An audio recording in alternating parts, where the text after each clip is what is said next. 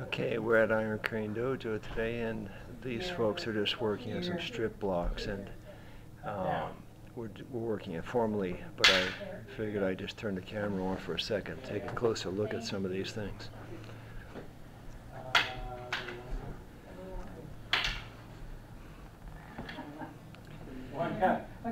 And strip blocks are basically that. You're finding a way to do a clean strip of a technique that's coming in. And the beauty of strips is that they have the potential to be quick and efficient, if done correctly, that is.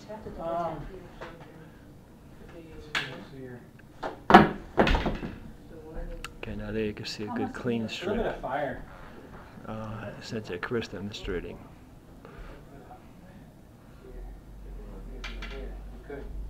So there's a block I can check.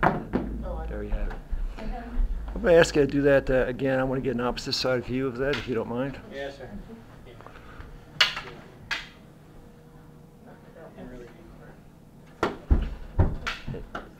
Sorry?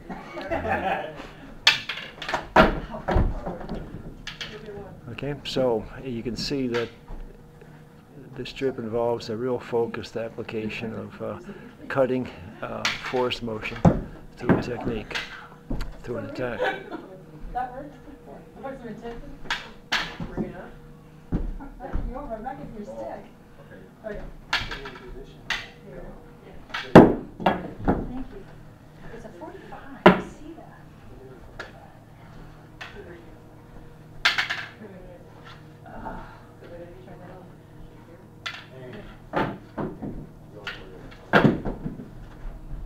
Okay, down the other side here.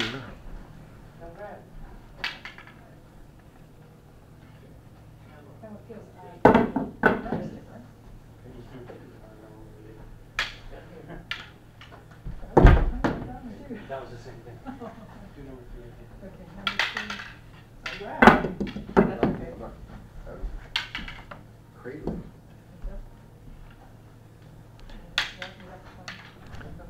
So a different strip, different angle of attack, different hand position. And here's the way this concept works. With stripping maneuvers, you're not learning a singular technique for every window of attack. You're learning as many strip actions as you can employ or engage for each of the angles or open doors of attack. And then over time you begin to apply those in a fluid fashion so that you can execute them at will. And the beauty of them is that once you get them into your thinking, into your muscle learning, your muscle programming, it's a wonderful instinctive move that just has broad applications in a self-defense situation. Okay, so let's go back over here to these two. Three the other way? Or this way.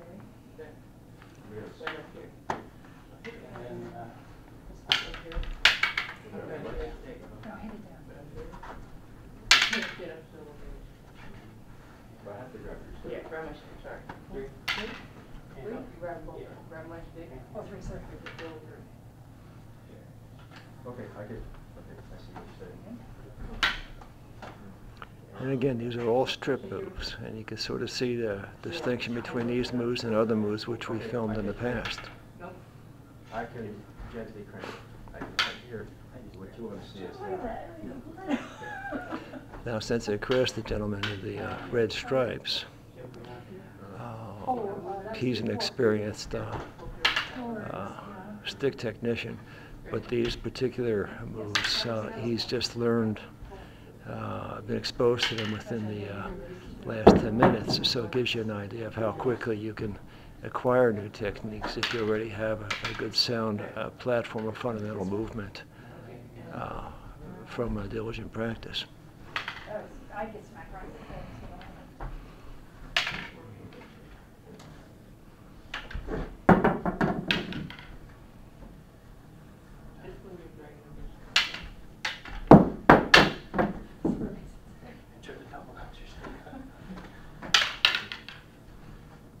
Yes. Yeah. Okay, we'll go back to those two in just a moment. See what's happening over here. Becomes, again, sorry, for wherever the tension, even up here, And this is what's called the number 3 strike, or the number 3 gate. It's the attack is to the right pelvis area, so it's a low lateral strike. And there's 3 or 4 different ways you can block that strike. So they're executing some of the various block responses to that attack, and then trying to entertain an appropriate strip disarm in the immediate aftermath. You can see how that's unfolding right now. just watch where you're going. Yeah, I thought Okay, now that's a higher attack. That would be what's considered to be a number 1 attack. And a slightly different angle, but it's the same as with the other ports of attack. You should be able to execute a number of different strip actions against each of the incoming angles. Now, here we're seeing the attack as a number 2 attack from the opposing side. But I'm Turn opening back. it. I just have to come back really fast? Yeah, 'cause Because it feels like I got my back to you. Here. Yeah, you're gonna have to, you know, or put yourself at that. You know, if you want to turn,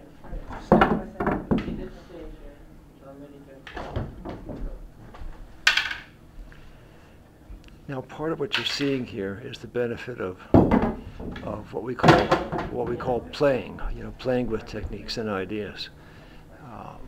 A lot of times, people spend their entire focus either in theory or in combat application, which of course serves their appropriate functions. But sometimes they don't do enough simple experimentation and just playing. Playing is where you create an environment where neither of the partners is physically threatened in the course of the flowing movement, and is comfortable and confident without fear of injury or fear of getting hit, I should say, or fear of consequence. Being able to execute much more freely than they would otherwise, and it's conducive to a lot of experimentation, which needs to really be encouraged if you're to develop a full range of responses and improvisation.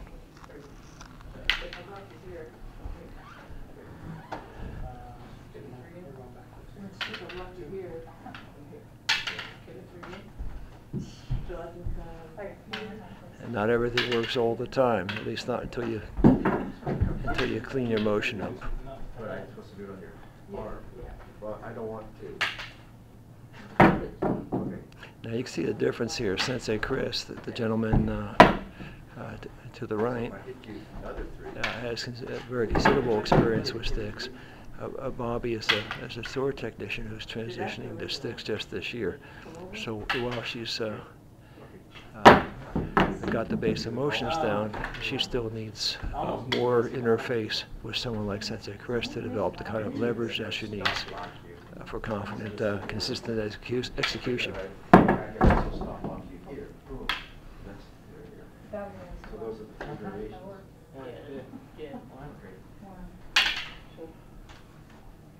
Okay, there you go.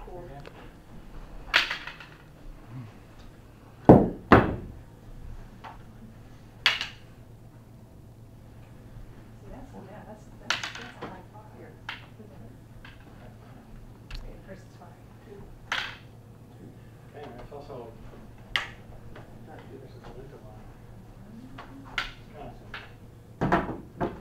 Slowly you get the same Okay. Kind Okay, I'm just going to take an opportunity here to interject a few comments for this particular video. I'm going to have Terry come over to assist for a second, and have you all sort of see how one of these strips sets up. And we'll do one from the left side and one from the right side, where she's attacking on the left. I block, and what I do is I ride up her stick. But watch as I ride up her stick. You see, I'm covering myself against other possible attacks, but I'm also creating a platform. And I'm not spending a lot of time creating the platform. You see, I'm just letting my arm go to a natural rest position centered on my body in a strategic location. And that makes the strip, one more time, I block, and makes the strip really automatic. Because you see the platform here creates a basis of opposing action for the strip. Most strips require actions in split directions.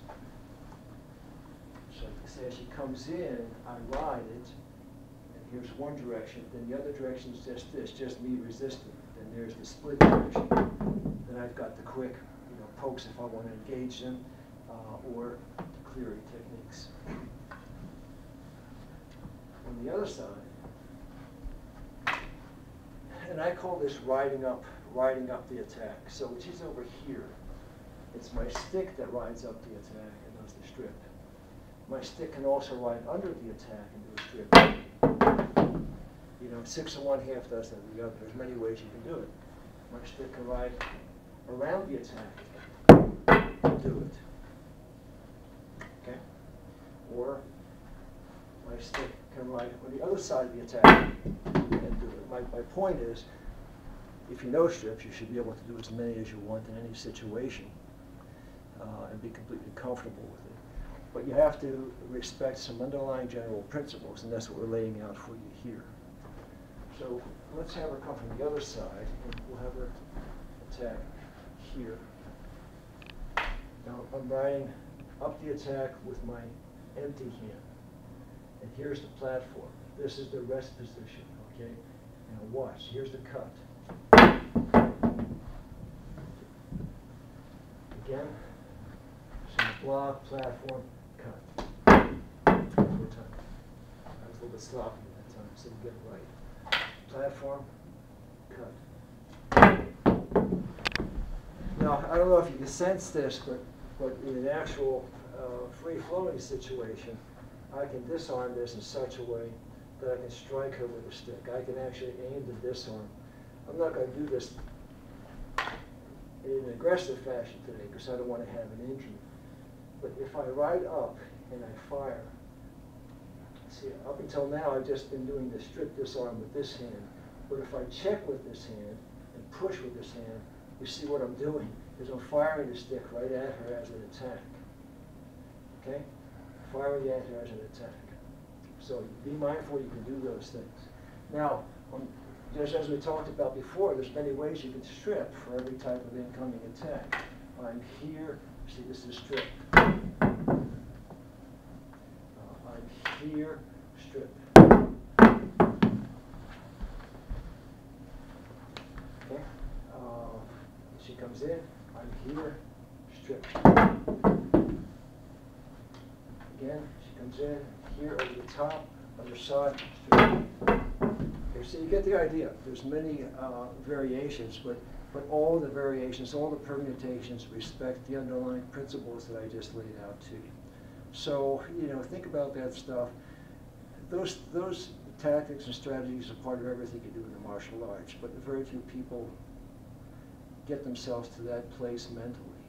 A lot of people just focus on the motion and wonder sometimes why the motion doesn't work. What I'm saying to you is that there are firm underlying principles that cause all this physical motion to work when it's supposed to work. And if you can get yourself to that place where you're starting to understand and explore the principles, you're going to be way ahead of your game.